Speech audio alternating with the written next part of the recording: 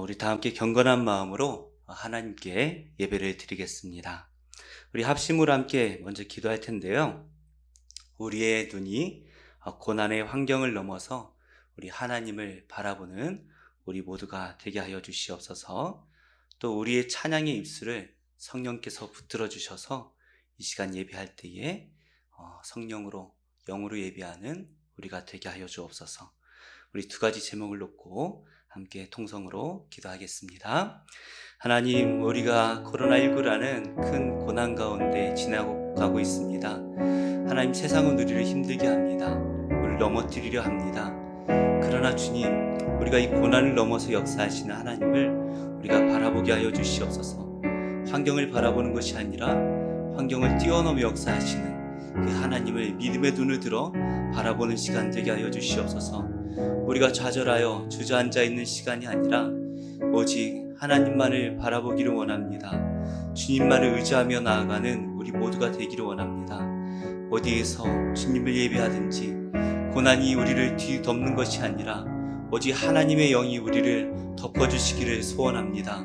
주님의 영이 우리 입술을 주관하여 주실 때에 우리가 마땅히 해야 할 감사의 기도가 나오게 하여 주시고, 우리가 하나님을 찬양하며 예배할 때에 우리의 입술을 통하여 하나님의 영이 영광 받아 주시기를 원합니다. 오직 성령께서 우리의 생각과 입술을 주관하여 주시옵소서.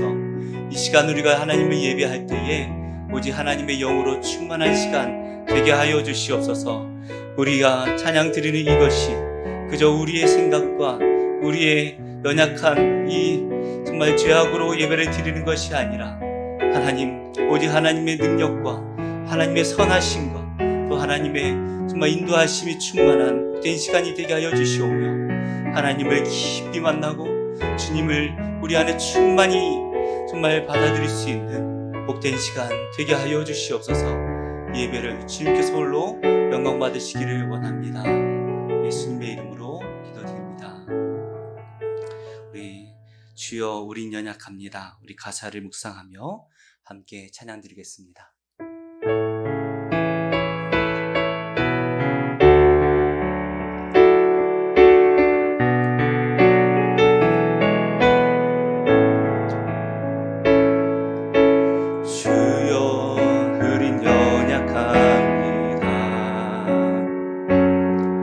우린 오늘을 힘겨워 합니다. 주 뜻 이루며 살기에 부족합니다. 우린 연약합니다. 주여, 우린 넘어집니다. 주여, 우린 넘어집니다. 오늘 하루 또 실수합니다. 주 뜨거운 유를 구하는 죄인입니다. 우린 주만 바라봅니다.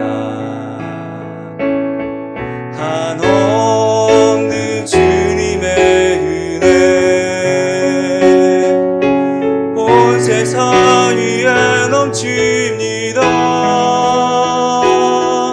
아릴 수 없는 주 영광 온 땅 위에 충만합니다. 주님만이 길이오니 우린 그 길 따라갑니다.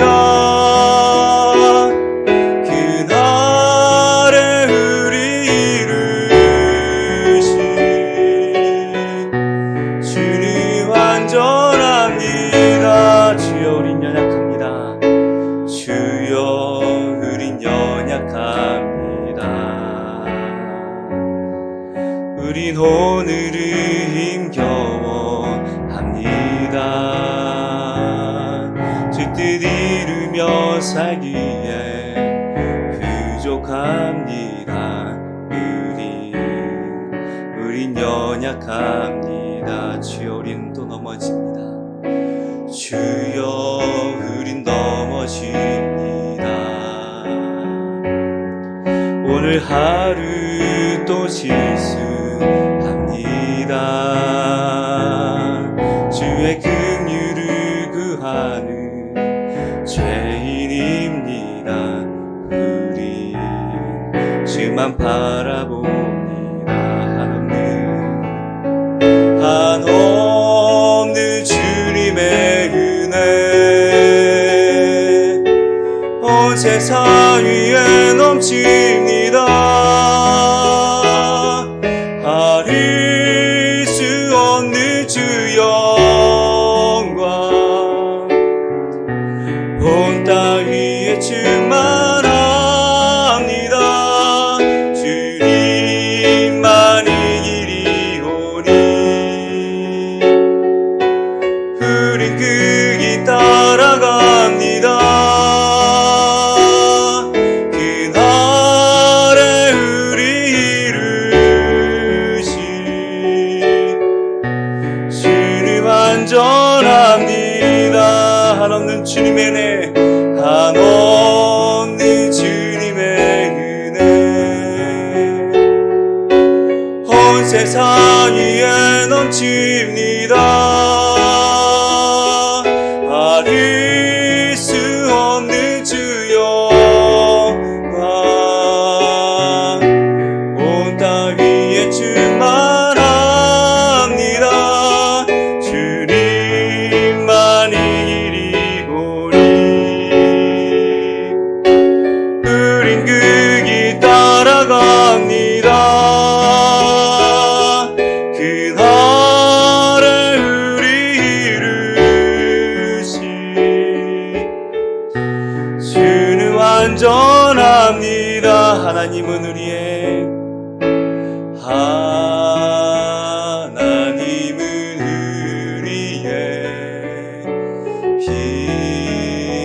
피난처가 되시며 환난 중에 우리의 힘과 도움이 한 번 더 찬양합니다. 하나님은 우리의 피난처가 되시며 환난 중에 우리의 힘과 도움이시라.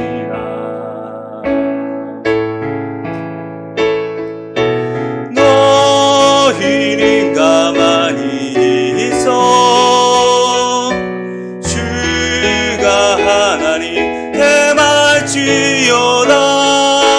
열방과 세계 가운데 주가 높임을 받으리라. 사랑합니다. 사랑합니다.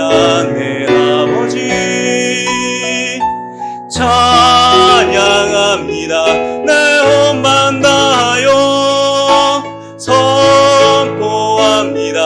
예수 그리스도 주님 오심을 기다리며 하나님은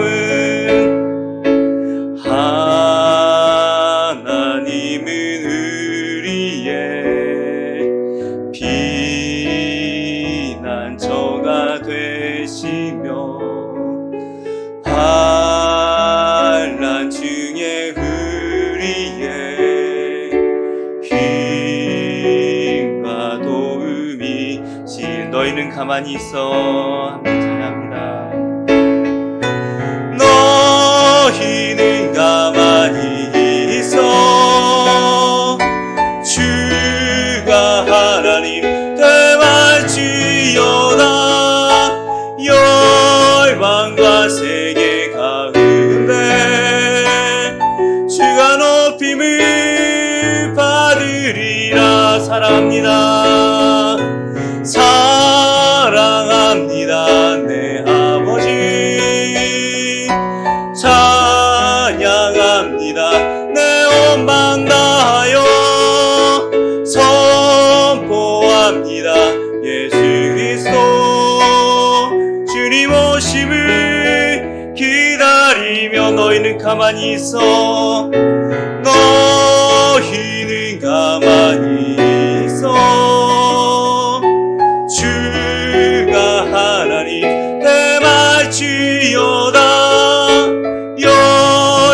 땅과 세계 가운데 주가 높임을 받으리라. 사랑합니다. 사랑합니다. 내 아버지 찬양합니다. 내 온 맘 다하여 선포합니다. 예수 그리스도 주가 오심을 기다리며. 우리 마지막으로 내 구주 예수를 더욱 사랑, 엎드려 비는 말 들으소서. 내 진정 소원이 내 구주 예수를 더욱 사랑, 더욱 사랑. 우리의 마음을 담아 함께 찬양 드리겠습니다.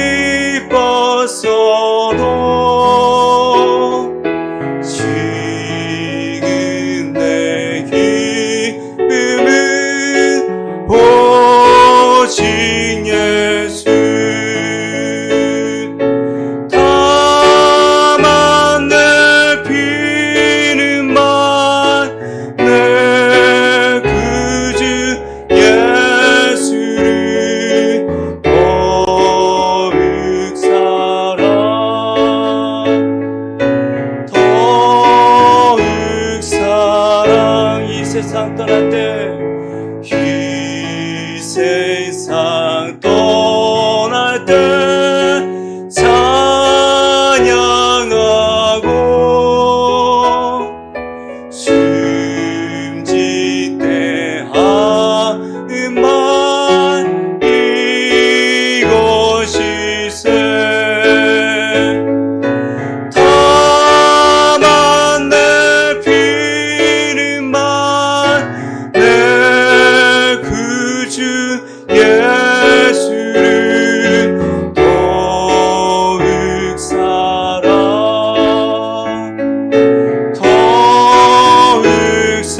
다만 내비는 말, 다만 내비는 말, 내 구주 예수를 더욱 사랑, 더욱 사랑. 우리 함께 통성으로 기도하겠습니다. 오늘 예배 가운데 하나님의 영이 임하여 주시옵소서. 우리가 성전이 되게 하여 주셔서 어디에서 예배를 드리든지 우리가 예배하는 자가 되게 하시고 예배하는 복된 교회가 되게 하여 주시옵소서. 우리 두 가지 제목을 놓고 함께 통성으로 기도하겠습니다. 하나님, 오늘도 하나님을 예배합니다. 하나님, 오늘 우리가 하나님을 예배할 때에 예배하는 우리 위에 성령을 부어주시옵소서. 하나님, 우리가 하나님의 거룩한 성전이라 말씀하셨는데 우린 연약합니다. 부족합니다. 그래서 하나님이 필요합니다. 하나님의 성령이 우리와 함께하여 주셔서 우리가 하나님을 예배하는 복된 거룩한 성전이 되게 하여 주시고 우리가 드리는 이 찬양의 향기를 받으시며 하늘의 신령한 은혜를 부어주시옵소서. 하나님, 우리가 어디에서 하나님을 예배하고 있습니까? 하나님, 우리가 있는 그곳이 하나님을 예배하는 복된 곳이 되어지기를 원합니다. 하나님, 우리가 있는 그곳이 하나님을 예배하는 교회가 되어지기를 원합니다. 우리의 가정이, 또 우리의 직장이, 내가 있는 어디에서 예배를 드리든지 간에 그곳이 하나님의 예배는 복된 교회가 되게 하여 주시고 그곳에서 찬양이 그치지 않는 복된 장소가 되게 하여 주시옵소서. 우리와 함께하고 있는 모든 이들이 함께 예배드리게 하여 주시고 함께 예배를 드려서 하나님께 영광 돌리는 복된 주님의 자녀들이 다 되게 하여 주시오며 하나님 오늘 우리가 어디에서 예배를 드리든지 이 모든 예배를 합력하여 하나님께서 받아주시고 기뻐하여 주시옵소서. 이 시간 우리를 붙들어 주시옵소서. 사도신경으로 우리의 신앙을 고백하겠습니다. 전능하사 천지를 만드신 하나님 아버지를 내가 믿사오며 그 외아들 우리 주 예수 그리스도를 믿사오니 이는 성령으로 잉태하사 동정녀 마리아에게 나시고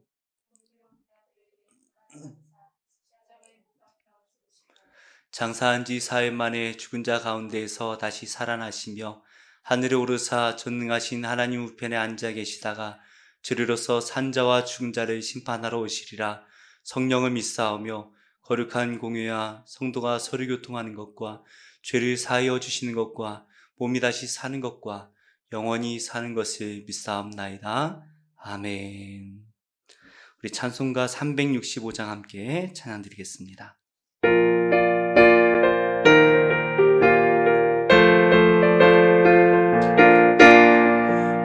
마음속에 근심 있는 사람 주 예수 앞에 달아오라. 슬픈 마음 있을 때라도 주 예수께 아뢰라. 주 예수 앞에 달아오라. 주리의 친구니 무엇이나 근심하지 말고 주 예수께 아뢰라. 눈물 나며 기쁜 한숨 쉴 때 주 예수 앞에 달아오라. 은밀한 죄 내게 있더라도 주 예수께 아뢰라. 주 예수 앞에 달아오라. 주리의 친구니 무엇이나 근심하지 말고 주 예수께 아뢰라. 괴로움과 두려움 있을 때 주 예수 앞에 달아오라. 내일 일을 염려하지 말고 주 예수께 아뢰라. 주 예수 앞에 달아오라. 주리의 친구니 무엇이나 의심하지 말고 주 예수께 아뢰라. 죽음 앞에 겁을 내는 자여 주 예수 앞에 달아오라. 하늘나라 바라보는 자여 주 예수께 아뢰라. 주 예수 앞에 달아오라. 주리의 친구니 무엇이나 의심하지 말고 주 예수께 아뢰라. 아멘. 잠깐 기도하겠습니다. 하나님, 오늘도 하나님을 예배합니다. 하나님 예배하는 우리 모든 성도들 어디에서 또 어떤 모습으로 하나님을 예배하든 간에 주의 성령이 함께하여 주시고 예배하는 그곳이 복된 성전이 되게 하여 주시옵소서. 혼자 예배를 드리고 있다면 그 가정을 구원하여 주시고 함께 모여 하나님을 예배할 수 있도록 속히 그 기도에 응답하여 주시옵소서. 우리가 또 한 주간 하나님을 위해서 열심히 살았습니다. 그러나 부족한 것도 있습니다. 그러나 우리가 노력한 이 모습 기뻐 받으실 줄 믿습니다. 하나님, 우리의 있는 모습 그대로 받아주시고 우리를 새롭게 하여 주셔서 이제 하나님의 온전한 제자로 또 하나님의 온전한 백성으로 능히 살아갈 수 있도록 도와주시옵소서. 여러 가지로 힘든 가운데 있는 우리 성도들과 또 국민들이 많이 있습니다. 주여 긍휼을 베풀어 주셔서 속히 그 고난에서 벗어나게 하여 주시옵고 오직 하나님만이 우리의 유일한 소망이시고 우리의 유일한 구원이심을 알고 하나님만 붙들며 살아가고 하나님께서 주시는 참된 평안으로 살아가는 우리 모두가 되도록 축복하여 주시옵소서. 이 예배를 홀로 받아주시기를 원하오며 예수님의 이름으로 기도드립니다. 아멘. 우리 광고 말씀 몇 가지 드리겠습니다. 우리 거리두기 4단계 조치가 계속 연장되고 있습니다. 아마 쉽게 이게 2주가 연장된다 하더라도 또 2주 뒤도 우리가 보장되지 않죠. 그래서 우리가 좀 조심해야 될 필요성이 있는 것 같고, 또 교회가 또 빛과 소금의 역할을 또 잘 감당해야 되는 부분들이 있기 때문에 우리가 또 교회 출입을 금하고 있습니다. 수요 예배와 또 새벽 기도회는 잠시 쉬고 있지만 내일부터 우리가 새벽 기도회 때 기도하러 오시는 분들이 현재로서는 또 많지 않으시기 때문에 예배만 잠깐 드리도록 하겠습니다. 6시에 이곳에서 예배를 드리지만, 그러나 아침 묵상은 매일매일 올라가고 있으니까요. 편하신 시간에 자유롭게 또 말씀으로 은혜 받기를 원합니다. 다음 주 수요일이죠. 18일 돌아오는 수요일 말고요. 다음 주 수요일부터는 이제 온라인 성경 공부를 시작하도록 하겠습니다.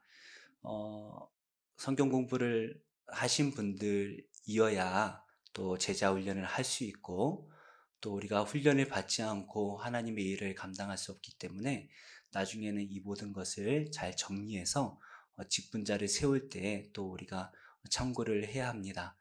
그래서 온라인 성경 공부를 수요일 날 0시에 제가 올라가도록 하겠습니다. 그러니까 좀 편하신 시간에 성경 공부를 하시고 댓글로 출석 여부를 그냥 출첵 이렇게 하셔도 됩니다. 편하게 어떤 모습으로라도 이렇게 출석 체크를 해주시면 참고를 해서 제가 잘 정리하도록 하겠습니다.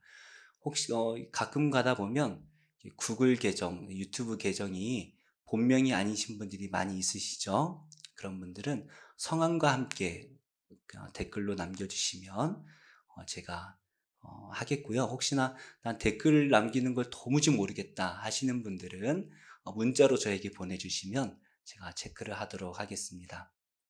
그래서 제가 17일 밤이나 18일 날 링크를 매주마다 보내드리겠습니다. 그러면 참고하셔서 공부를 잘 하시면 좋겠고, 이번에는 성경 개괄에 대해서 좀 하려고 해요. 성경 파노라마라고 많이들 들어보셨을 텐데, 그래서 우리가 창세기부터 요한계시록까지 한 장 한 장 말씀을 우리가 살펴보는 것은 아니고, 창세기는 어떠한 내용이 있고 출애굽기는 어떠한 내용이 있고, 이 전체적인 분위기를 우리가 좀 알아야 또 하나님 말씀을 또 설교를 듣고 나중에 또 제자 훈련할 때 도움이 되기 때문에 이것을 좀 하려고 합니다. 쉽게, 가능하면 쉽게 중학교 한 1학년 수준으로 제가 하려고 노력을 하니까요. 부담 갖지 마시고 오시고, 또 궁금하신 사항은 언제든지 댓글이나 문자로 문의해 주시면 아는 대로, 제가 모르는 것까지 제가 알려드릴 수는 없고 아는 대로 제가 답변을 해드리도록 하겠습니다. 헌금을 하고 싶으신 분들은 온라인 계좌로 입금하시거나 아니면 4단계 조치가 끝나고 혹은 지나가시던 길에 오셔서 또 하고 가셔도 됩니다. 편하신 방법으로 헌금을 하시면 되겠습니다. 우리 하나님 말씀 함께 봉독하시겠습니다. 우리 사사기 3장 1절부터 11절 말씀입니다.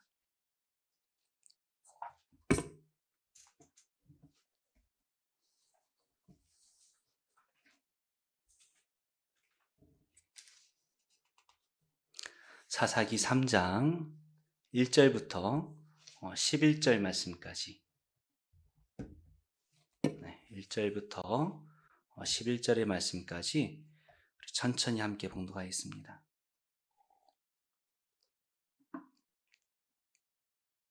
(1절부터) 봉독하겠습니다. 여호와께서 가나안의 모든 전쟁들을 알지 못한 이스라엘을 시험하려 하시며 이스라엘 자손의 세대 중에 아직 전쟁을 알지 못하는 자들에게 그것을 가르쳐 알게 하려 하사 남겨두신 이방 민족들은 블레셋의 5 군주들과 모든 가나안 족속과 시돈 족속과 바알 헤르몬 산에서부터 하맛 입구까지 레바논 산에 거주하는 히위 족속이라.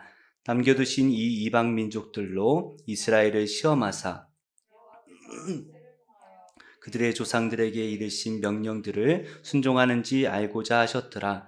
그러므로 이스라엘 자손은 가나안 족속과 헷 족속과 아모리 족속과 브리스 족속과 히위 족속과 여부스 족속 가운데에 거주하면서 그들의 딸들을 맞아 아내로 삼으며 자기 딸들을 그들의 아들들에게 주고 또 그들의 신들을 섬겼더라. 이스라엘 자손이 여호와의 목전에 악을 행하여 자기들의 하나님 여호와를 잊어버리고 바알들과 아세라들을 섬긴지라. 여호와께서 이스라엘에게 진노하사 그들을 메소보다미아 왕 구산 리사다임의 손에 파셨으므로 이스라엘 자손이 구산 리사다임을 8년 동안 섬겼더니 이스라엘 자손이 여호와께 부르짖음에 여호와께서 이스라엘 자손을 위하여 한 구원자를 세워 그들을 구원하게 하시니 그는 곧 갈렙의 아우 그나스의 아들 온니엘이라. 여호와의 영이 그에게 임하셨으므로 그가 이스라엘의 사사가 되어 나가서 싸울 때에 여호와께서 메소보다미아 왕 리사다임을 그의 손에 넘겨주심에 온니엘의 손이 구산 리사다임을 이기니라. 그 땅이 평온한 지 40년에 그나스의 아들 온니엘이 죽었더라. 아멘.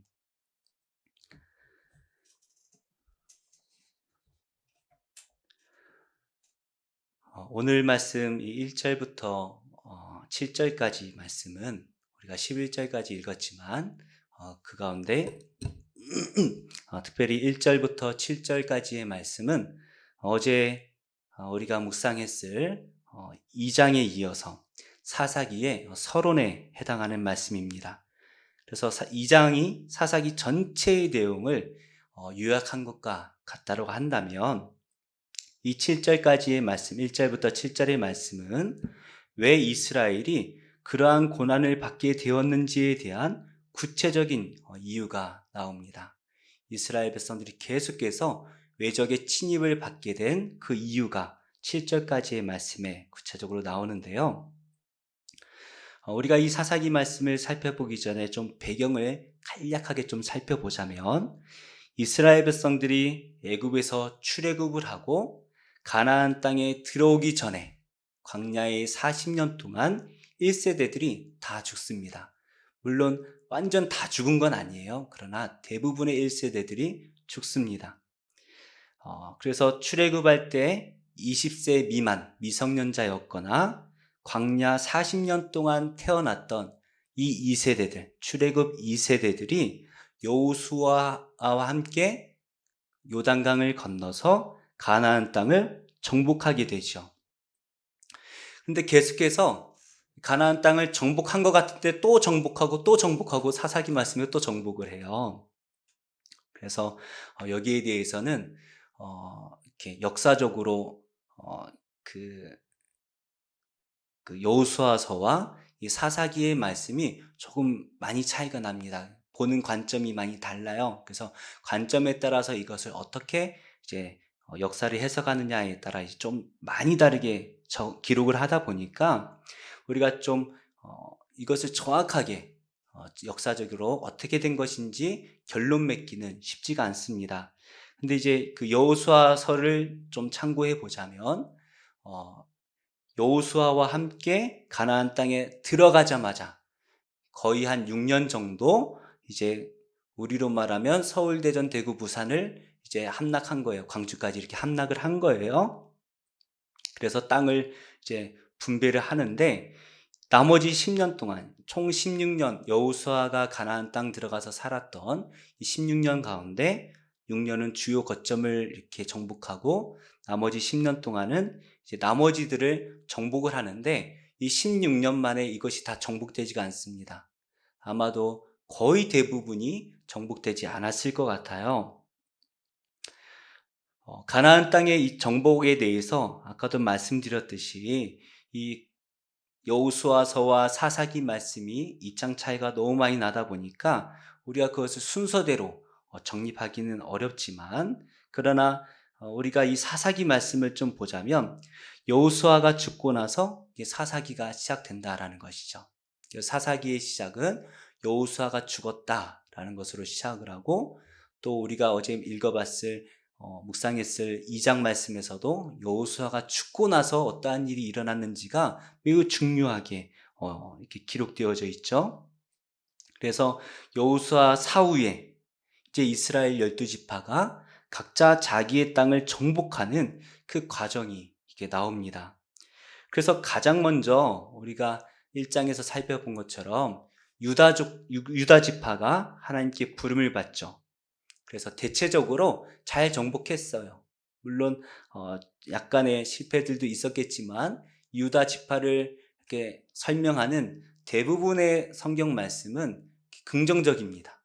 그래서 대체적으로 잘 정복했다라는 것으로 결론이 지어지고, 근데 문제는 나머지 지파들이죠. 반쪽 순종짜리도 있었고, 대부분의 지파들은 가나안의 그 주민들과 함께 섞여서 살게 되었다라는 것. 그리고 심지어 단지파 같은 경우는 오히려 쫓겨나서 살았죠. 쫓겨납니다. 그래서 살 곳이 없어서 자신들이 분배받은 땅이 아니라 오히려 다른 지파 사이에 거주하는 그러한 모습까지도 보게 되죠. 이렇게 온전하게 하나님의 말씀대로 순종하지 못하고 정복하지 않았던 이 출애굽 3세대들, 이 출애굽 3세대를 하나님께서는 그들의 특징에 대해서 이렇게 정의를 하세요. 10절 말씀인데요. 2장 10절. 우리 한번 같이 읽어보겠습니다. 시작. 그 세대의 사람도 다 그 조상들에게로 돌아갔고 그 후에 일어난 다른 세대는 여호와를 알지 못하며 여호와께서 이스라엘을 위하여 행하신 일도 알지 못하였더라. 여호수아와 함께 가나안을 정복했던 이 2세대들이 죽고 이제 3세대들이 주를 이룰 때가 되었죠. 그들의 특징을 뭐라고 말씀하십니까? 여호와를 알지 못하고 여호와께서 행하셨던 일도 알지 못하였다라고 그렇게 말씀하고 있어요. 어쩌면 이 출애굽 2세대를 믿음으로 이끌었던 인물이 누구입니까? 여호수아죠. 출애굽 1세대였던 이 믿음의 사람 여호수아가 출애굽 2세대를 믿음으로 이끌고 갑니다. 그렇다면 이 하나님을 알지 못하고 경험하지 못했던 이 3세대를 이끌었던 인물을 처음으로 이 주도적으로 처음 이끌어갔던 인물이 누군가 하면 오늘 우리가 나중에 살펴볼 온니엘이라는 첫 사사인 것이죠. 그래서 출애굽 2세대였던 이 온니엘이 출애굽 3세대를 주도적으로 이끌고 간다라는 것이고, 이것을 통해서 하나님께서는 이 이스라엘 백성들에게 믿음이 무엇인지를 알려주려고 하신다라는 것이죠. 이스라엘이 멸망을 당하는 것이 아니라 이 온니엘을 통하여 그들에게 믿음이 무엇인지 알게 하신다라는 것입니다. 그래서 1절 말씀은 하나님께서 출애굽 3세대를 이제 시험하려 하신다라는 말씀이 있는데요. 한번 같이 읽어보겠습니다. 시작. 여호와께서 가나안의 모든 전쟁들을 알지 못한 이스라엘을 시험하려 하시며. 우리가 시험을 좋아하는 사람은 아무도 없습니다. 그런데 이 시험의 목적은 우리를 좌절시키고 넘어뜨리는 것이 이 시험의 목적이 아니죠. 어떤 시험이든지 간에 우리가 성장하기를 바라고 우리가 무엇인가를 깨닫기를 바라는, 무엇인가를 알아가기를 바라는 마음이 바로 이 시험에 담겨져 있는 것입니다. 그래서 이 시험은 떨어뜨리기 위한 것이 시험이 아니에요. 시험은 가능하면 합격시켜 주려고 하는 게 시험이지만, 공부 안 해도 누구나 합격할 수 있다면 시험이 목적이 잘못된 거죠. 그죠? 그래서 어려운 시험도 있고 또 쉬운 시험도 있어요. 그러나 모든 시험은 우리가 무엇인가를 깨닫게 하고 성장시키는 것이 시험의 목적이다 라는 것입니다. 우리 2절과 3절 말씀을 한번 같이 읽겠습니다. 시작. 이스라엘 자손의 세대 중에 아직 전쟁을 알지 못하는 자들에게 그것을 가르쳐 알게 하려 하사 남겨두신 이방 민족들은 블레셋의 5 군주들과 모든 가나안 족속과 시돈 족속과 발헤르본 산에서부터 하맛 입구까지 레바논 산에 거주하는 히위 족속이라. 하나님께서는 이 3세대들이 무엇인가를 깨닫기를 바라시면서 그들이 그것을 깨닫게 하시기 위해서 여러 민족들을 남겨두셨다라고 말씀을 하시는데 지도를 한번 보실까요? 지도가 있나요? 네. 예, 지도를 보시면 안 보이는군요. 이 글씨가 깨알 같은데 한번 모니터 가까이 이렇게 얼굴을 대고 보시면 보이실 수도 있겠네요. 네. 그래서 뭐 가나안, 히위, 여부스, 블레셋, 헷 족속, 뭐 아모리, 뭐 시온 이렇게 여러 족속들을 하나님께서 남겨두셨어요. 물론 이 가운데에는 하나님께서 남겨두신 이들을 시험하기 위해서 남겨두신 족속도 있을 것이고 이스라엘 백성들이 지레 겁먹고 두려워서 순종하지 못해 정복하지 못한 그런 이제 지파들도 남겨져 있겠죠. 그래서 그냥 구석구석 다 남겨져 있어요. 특별히 이 서해가 되겠죠. 서해 지중해 방면에 저쪽은 거의 이스라엘 백성들이 손을 대지 못합니다. 특별히 이 블레셋이라는 민족은 다윗이 강성해진 이후에도 이 블레셋을 정복하지 못해요. 그래서 하나님께서 계속해서 이 이스라엘을 시험하시기 위해 무엇인가 가르쳐 주시기 위해서 이 민족들을 남겨두셨다라는 것을 우리가 알게 되는데, 그렇다면 하나님께서는 이 남겨둔 민족들을 통해서 무엇을 우리가 깨닫기를 바라실까요? 무엇을 가르쳐 주고 계십니까? 전쟁을 가르쳐 주시는 것이죠. 이 전쟁이라는 것은 싸움의 기술을 의미하는 것이 아닙니다. 어떻게 싸워야, 그렇죠? 어떤 무기를 들고 또 어느 쪽으로 공격해야 너희가 이길 수 있다, 뭐 이것을 말하는 게 아니에요. 하나님께서 이 남겨진 3세대들에게 이 시험 문제를 내시는데 시험 문제는 두 개예요. 1번 문제가 뭐예요? 가나안 땅은 어떻게 정복하는가? 도대체 가나안 땅은 어떻게 정복할 수 있습니까? 두 번째 시험 문제는 그렇다면 가나안 땅에서는 어떻게 살아야 하는가? 뭘 먹고 살아야 되고 그걸 먹고 살려면 어떻게 노력을 해야 되는가? 이 두 가지가 기출 문제예요. 하나님께서 문제를 주셨어요. 자, 첫 번째 문제인데요. 사실 가나안 땅을 정복한다라는 것은 쉬운 일이 아닙니다. 이 가나안 땅은요, 산지와 평지가 섞여져 있어요.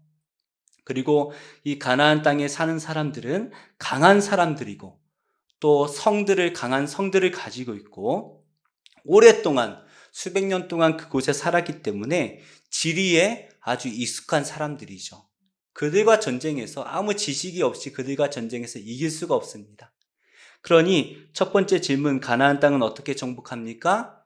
하나님께서 좀 요령을 알려주셔야 되는 거예요. 땅을 파서 가라, 아니면 그죠? 수로를 막아라, 뭐 이런 아주 중요한 전략을 알려주셔야 되지만 그렇지 않으시죠. 2번 문제도 쉽지가 않습니다. 이스라엘 백성들이 노예로 살았던 애굽 땅은 물이 아주 넉넉했던 곳이에요. 나일강이 흘러가지고 삼각주가 이렇게 있고요. 특별히 이 이스라엘 백성들이 거주했던 이 고센 땅은 목축하기에 너무나 좋은 곳입니다. 풀이 막 자라나요.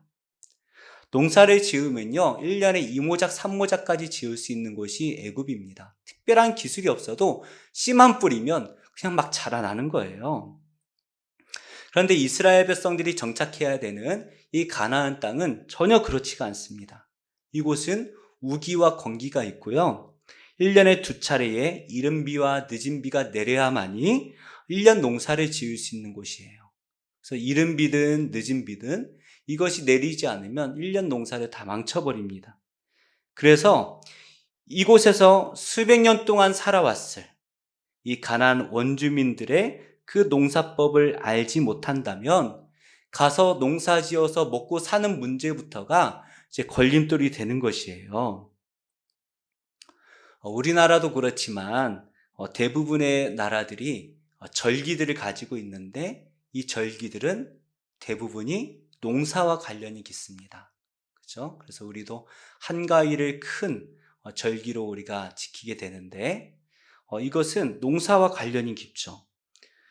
가나안 땅에도 아마 그랬을 거예요.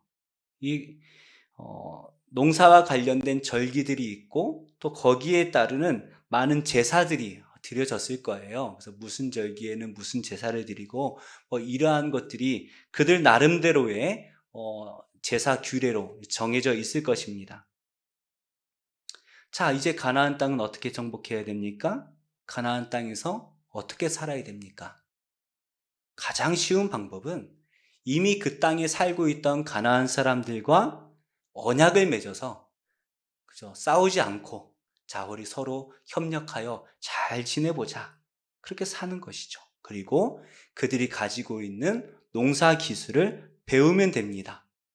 그죠? 알려다오. 그래서 배우면 되는 거예요. 그런데 이것은 하나님께서 금하셨던 일이죠. 하나님께서 이 두 가지 질문, 어떻게 정복해야 되는가? 어떻게 살아야 되는가? 이 두 가지 질문에 대한 답을 주시는데요. 3장 4절 말씀 한번 같이 보겠습니다. 시작. 남겨두신 이 이방 민족들로 이스라엘을 시험하사 여호와께서 모세를 통하여 그들의 조상들에게 이르신 명령들을 순종하는지 알고자 하셨더라.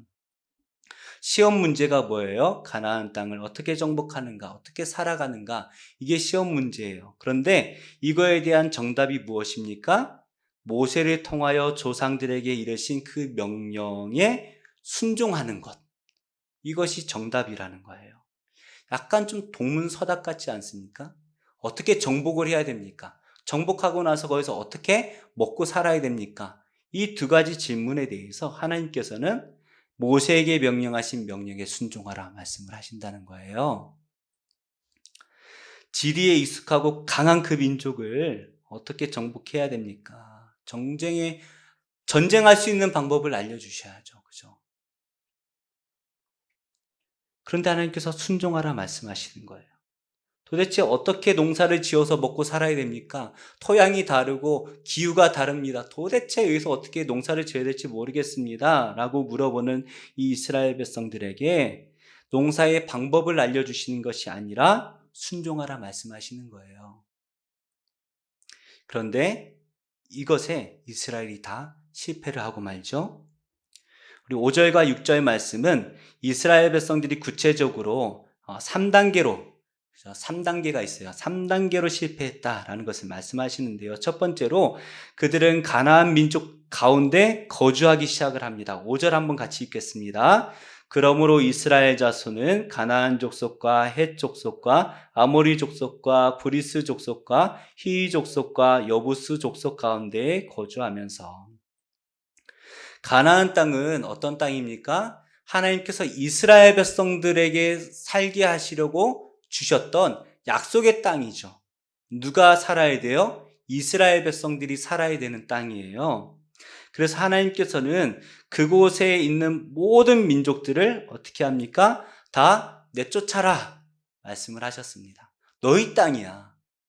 그러니까 다 내쫓아야 돼 하고 말씀을 하셔요. 우리 신명기 7장 2절 말씀을 한번 같이 읽어보겠습니다. 신명기 7장 2절 시작.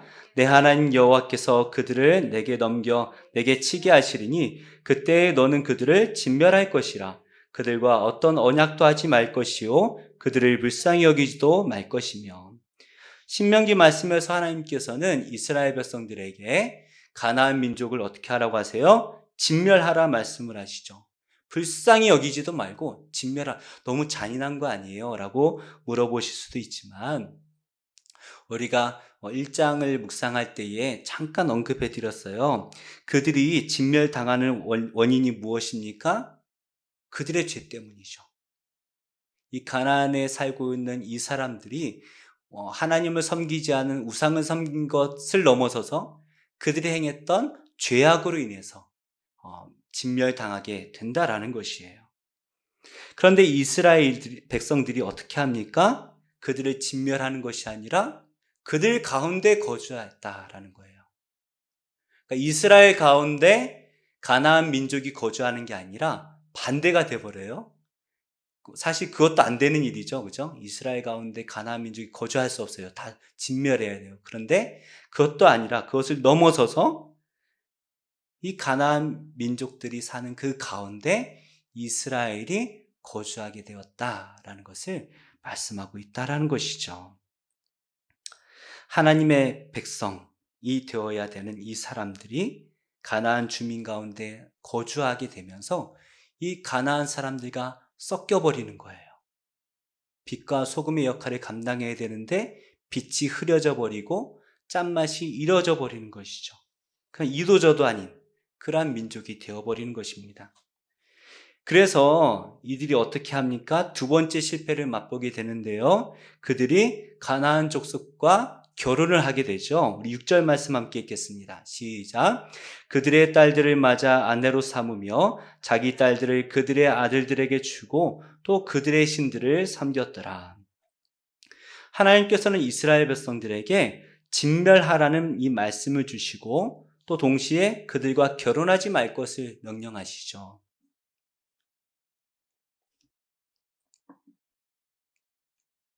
우리 신명기 7장 3절 4절 한번 같이 읽겠습니다. 시작.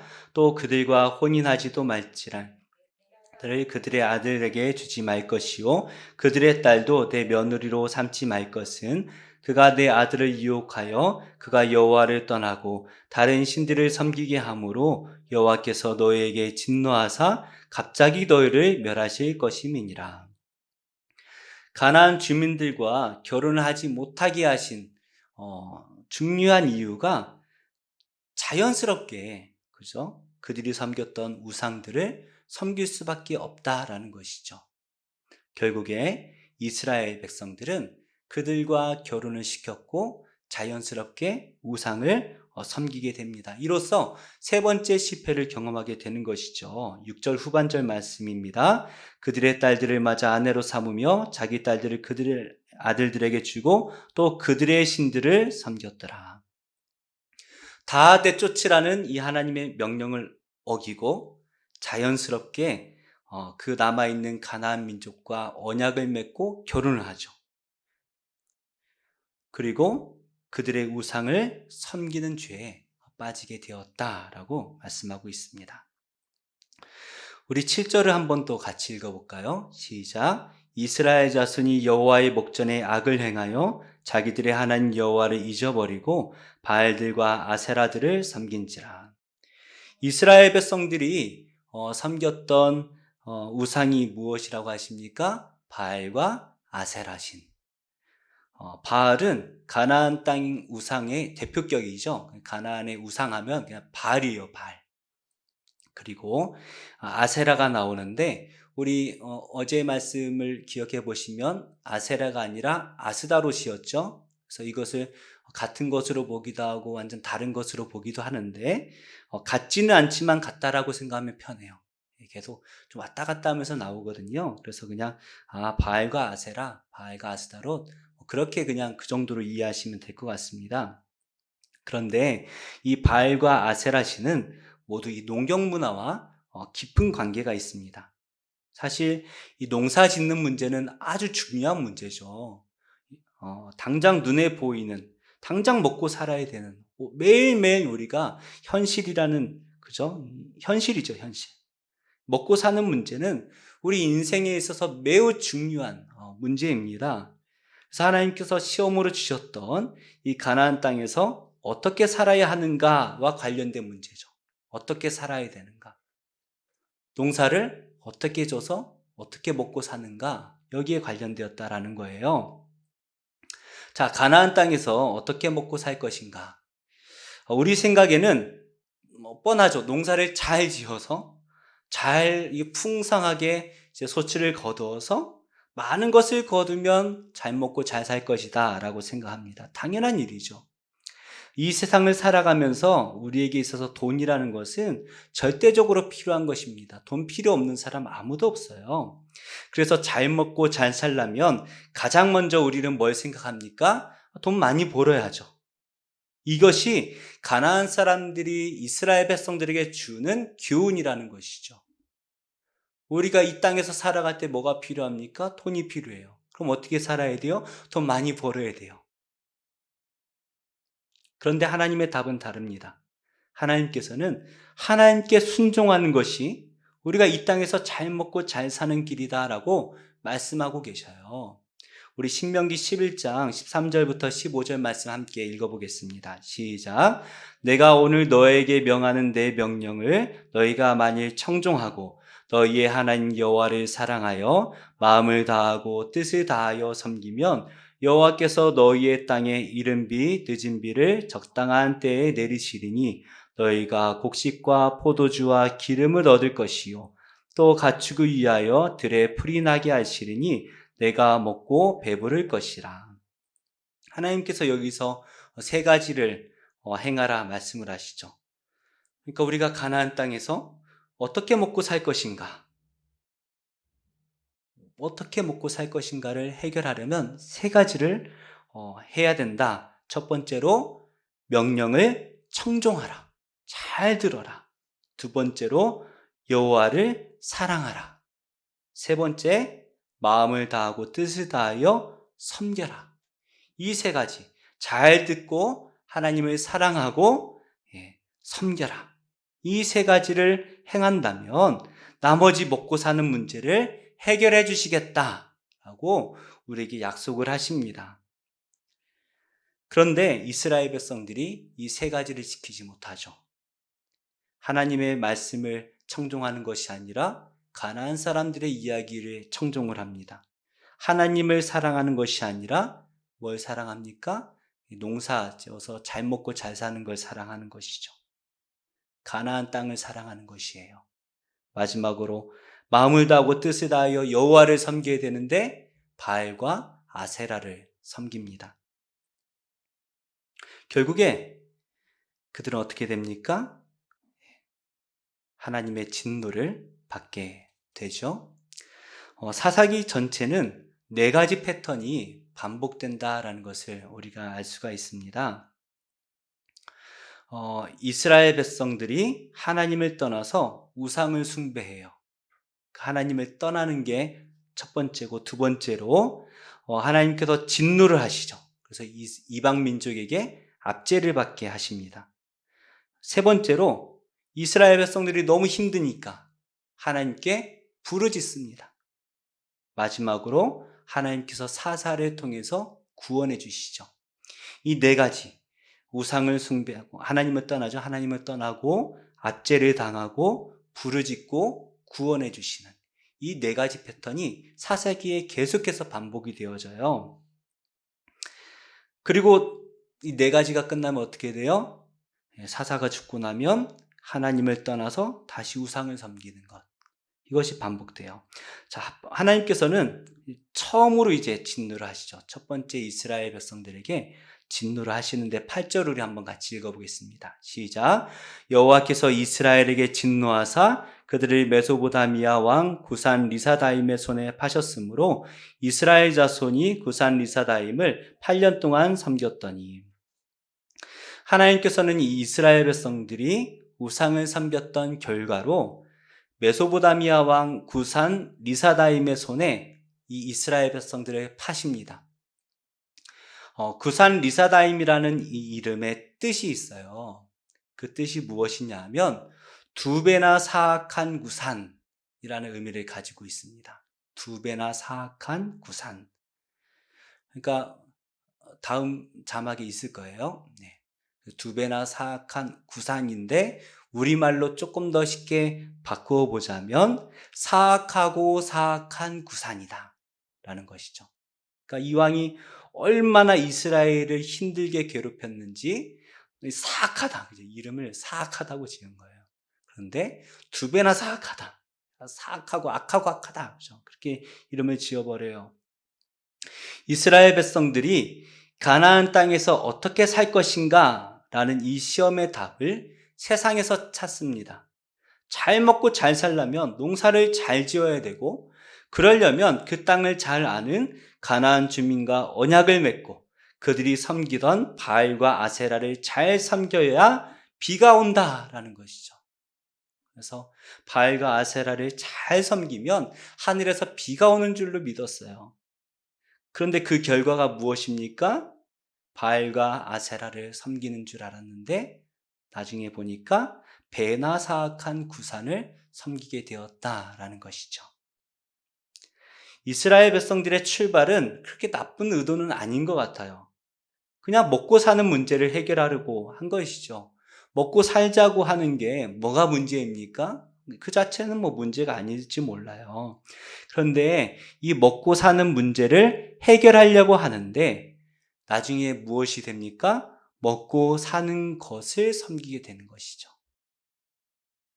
처음에는 먹고 살자고 했던 일인데 나중에는 먹고 사는 걸 섬기게 된다라는 것이에요.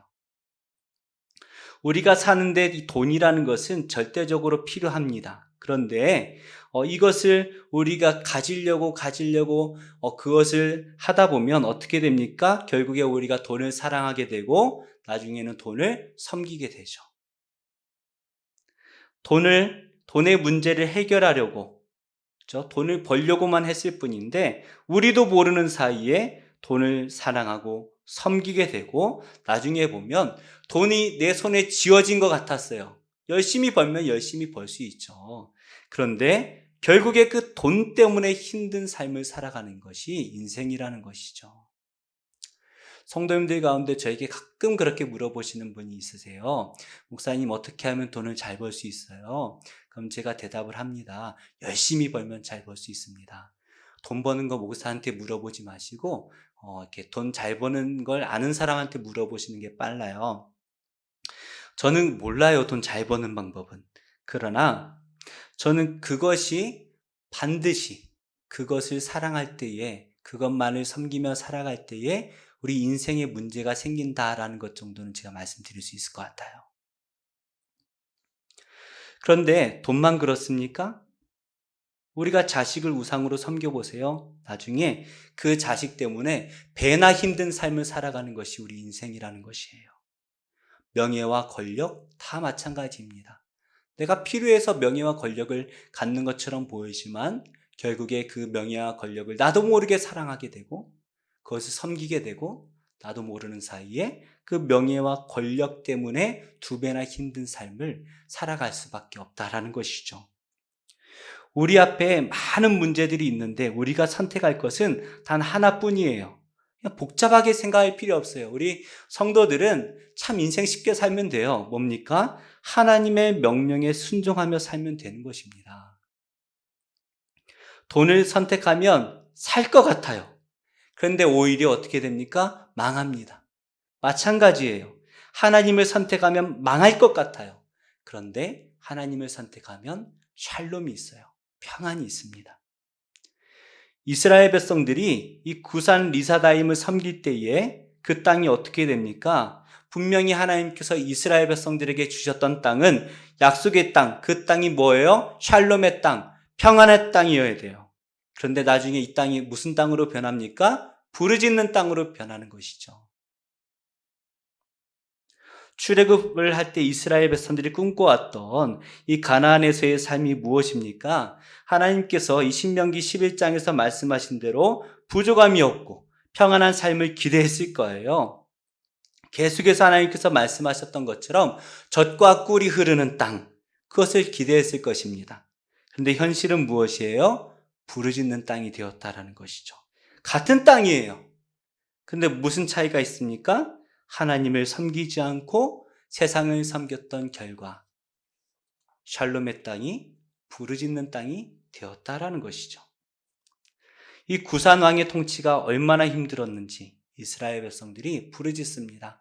8년이나 그를 섬겼는데, 섬겼다라는 것은요, 조공을 바쳤다라는 거예요. 농사를 잘 지어서 먹고 살려고 했어요. 그런데 농사 지어서 어떻게 해요? 조공으로 다 바치는 거예요. 자기들이 먹을 게 없어요. 부르짖는 거예요. 농사를 잘 지어봐야 다 뺏깁니다. 결국 하나님께 부르짖게 되었고 하나님께서 한 구원자를 세우시는데 우리 9절 말씀 함께 읽겠습니다. 시작. 이스라엘 자손이 여호와께 부르짖음에 여호와께서 이스라엘 자손을 위하여 한 구원자를 세워 그들을 구원하게 하시니 그는 곧 갈렙의 아우 그나스의 아들 온니엘이라. 온니엘은 이 1장에서 드빌 땅을 점령하면서 갈렙의 사이가 되었던 인물이죠. 그는 믿음으로 정복했던 2세대라고 우리가 할 수가 있습니다. 하나님을 알지 못하여 우상을 섬기던 그때에 하나님께서는 이 2세대 온니엘 믿음의 사람을 사사로 세우셔서 그들을 구원하시는 것이죠. 결국에 가나안 땅에서의 삶은 무엇입니까? 믿음으로, 하나님의 믿음으로 순종함으로 살아가는 것이다 라는 것을 우리에게 알게 하시는데요. 사사라는 의미는 다스린다 라는 의미입니다. 이것이 바로 사사기의 핵심이에요. 기드온이 몇 명으로 전쟁을 했죠? 300용사. 기드온의 300용사. 300명으로 몇 명을 대항했는지 기억하십니까? 13만 5천 명의 미디안 연합군을 상대합니다.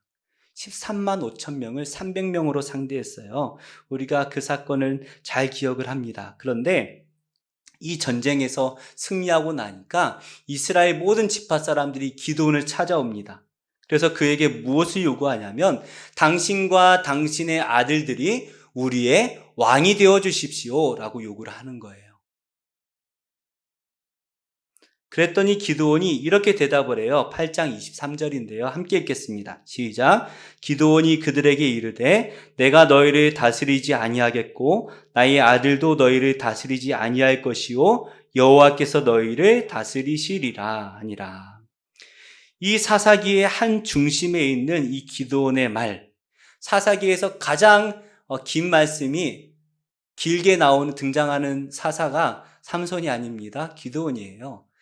이 사사기의 한 중심에 있는 이 기드온의 입술을 통하여서 하나님께서는 우리 인생이 어떻게 되어야 하는가를 분명하게 말씀하시는 거죠. 뭐예요?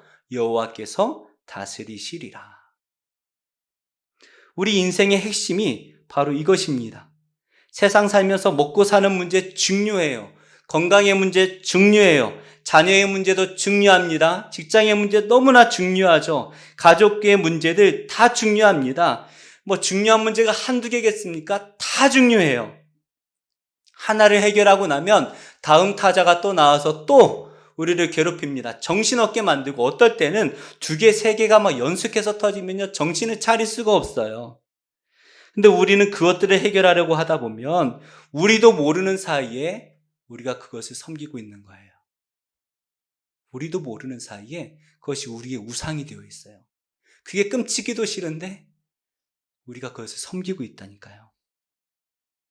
정신을 차리지 못할 정도로 우리 앞에 계속해서 나타나는 이 문제들은 우리가 하나님의 말씀, 이 언약을 바라보지 못하게 합니다.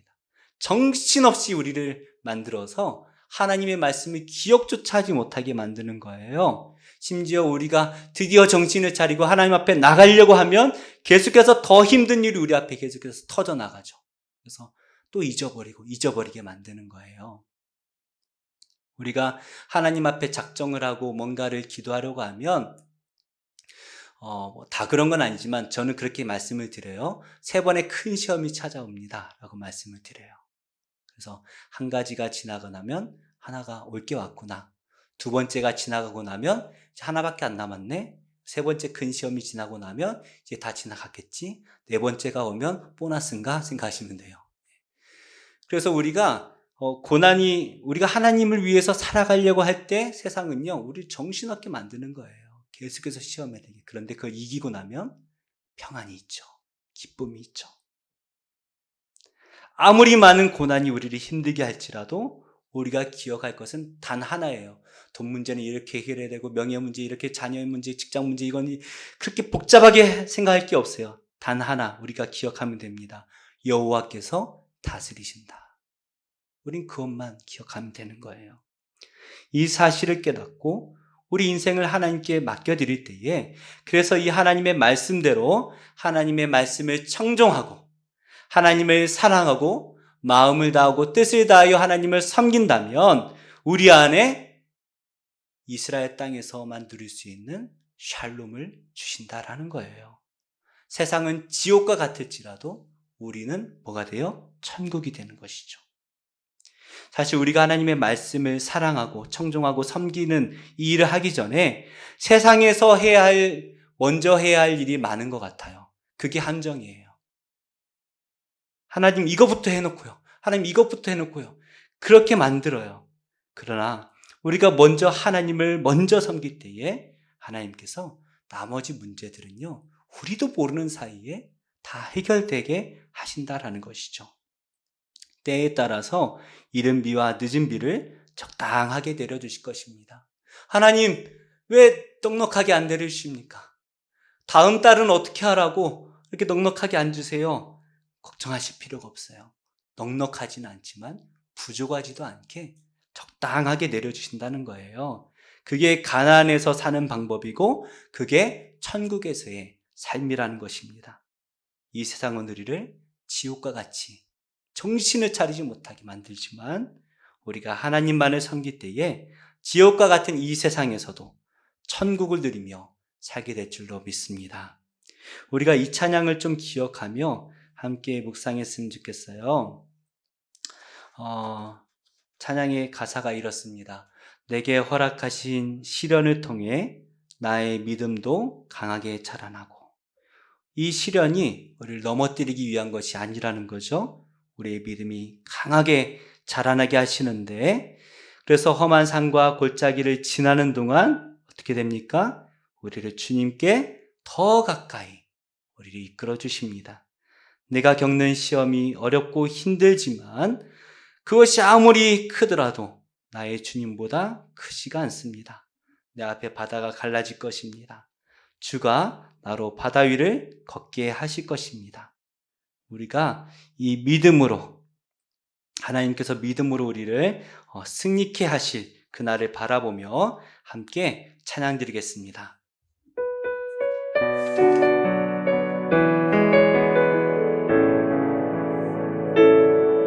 내게 허락하신 시련을 통해 나의 믿음 더욱 강하게 자라나고 험한 산과 골짜기 지나는 동안 주께 더 가까이 나를 이끄시네. 내가 겪는 시험이 어렵고 힘겨워도 내 주님보다 크지 않네. 내 앞에 바다가 갈라지지 않으면 주가 나로 바다 위 걷게 하리. 나는 믿네. 주의 능력으로 내 삶 새롭게 되리. 나는 믿네. 주의 능력으로 담대히 나가리라. 주와 함께 싸워 승리하리라. 날마다 믿음으로 나 살아가. 내게 허락하신 시련을 통해 나의 믿음 더욱 강하게 자라나고 험한 산과 골짜기 지나는 동안 주께 더 가까이 나를 이끄시네. 내가 겪는 시험이 어렵고 힘겨워도 내 주님보다 크지 않네. 내 앞에 바다가 갈라지지 않으면 주가 나로 바다 위 걷게 하리. 나는 믿네. 나는 믿네. 능력으로 내 삶 새롭게 되리. 나는 믿네. 주의 능력으로 담대히 나가리라. 주와 함께 싸워 승리하리라. 날마다 믿음으로 나 살아가. 나는 믿네. 나는 믿네. 주의 능력으로 내 삶 새롭게 되리. 나는 믿네. 주의 능력으로 담대히 나가리라. 주와 함께 싸워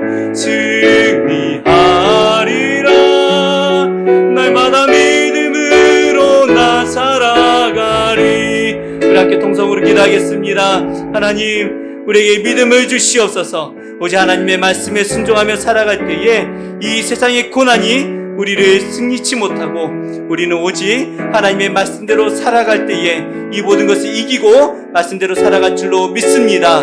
이 믿음 가지고 우리 함께 동성으로 함께 기도하며 나아가겠습니다. 하나님, 이 시간 하나님 앞에 나아갑니다. 하나님, 연약한 믿음 가지고 나왔지만 우리를 붙들어 주시고 오직 하나님 성령으로 함께하여 주실 때에 하나님 주시는 믿음으로 살아가는 우리 모두가 되기를 원합니다. 하나님, 세상은 우리를 힘들게 만듭니다. 우리를 계속해서 넘어뜨립니다. 하나님이 아니라 세상의 것들을 사랑하고 섬기라 말을 합니다. 그래야만 우리가 살 것 같습니다. 그러나 주님, 우리가 그것들에, 그 유혹들에 넘어가지 아니하고 오직 하나님만을 섬기는 우리가 되게 하여 주시옵소서. 오직 하나님의 말씀을 청종케 하여 주시고 오직 하나님을 사랑하게 하여 주시오며 하나님만을 섬기며 살아가는 우리 모두가 되게 하여 주시옵소서. 하나님, 우리의 힘으로는 그렇게 할 수가 없습니다. 우리를 정신없게 만드는 이 세상 속에서 오직 주의 성령이 우리를 붙들어 주셔서 오직 하나님께 집중케 하여 주시옵고 하나님께 집중하며 나아갈 때에 우리를 인도하여 주시는 하나님, 우리를 붙드시는 하나님께서 하나님을 만나는 우리가 되게 하여 주시옵소서. 하나님이 지옥과 같은 세상 속에 살아가지만 하나님이 우리와 함께 하여 주실 때에 하나님, 우리 안에 샬롬이 있는 줄 믿습니다. 하나님, 우리 안에 참된 평안을 허락하여 주시옵소서. 하나님의 평안을 가하여 주시옵소서. 그래서 우리가 이 세상에서 늘 우리가 평안한 가운데 살아가게 하여 주시옵소서. 주를 위해서 고난을 받을지라도 하나님 위해서 우리가 이 세상에 어떠한 정말 고난을 받는다 할지라도 우리가 평안케 하여 주시옵고 그래서 이 세상을 승리하며 살아가는 우리가 되기를 원합니다. 세상이 우리를 힘들게 합니다. 하나님, 세상은 우리를 넘어뜨리려 합니다. 그럴 때마다 우리가 넘어질 수밖에 없습니다. 주여, 우리를 불쌍히 여겨 주시옵소서. 하나님, 우리를 불쌍히 여겨 주시옵소서. 하나님, 힘들어하는 우리 성도들 한 명 한 명을 기억하여 주시고 물질적인 또 건강의 문제로 하나님 자녀의 문제로 구원의 문제로 힘들어하는 우리 성도들 한 명 한 명 기억하여 주시고 하나님, 그 문제들을 해결해 주시기를 원합니다. 그러나 우리가 더욱더 큰 믿음을 갖게 하여 주시고 이 문제들을 이루어 주실 하나님을 바라보게 하여 주시옵소서. 하나님, 이 세상은 우리를 넘어뜨리기 위해서 이 사탄이 할 수 있는 모든 것을 다 하고 있습니다. 하나님, 우리가 그것에 넘어지지 않기를 원합니다. 우리의 눈이 오직 하나님만을 바라보기 원합니다. 세상의 소리를 듣는 것이 아니라 하나님의 말씀을 청종하는 우리가 되게 하여 주시옵소서.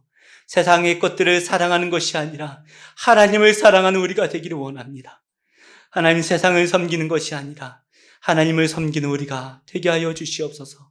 이 시간 성령으로 우리의 발걸음을 인도하여 주시고 오직 하나님의 음성만을 들으며 하나님께 순종하며 하나님께 영광 돌리며 살아가는 우리 인생의 목적이 되도록 축복하여 주시옵소서.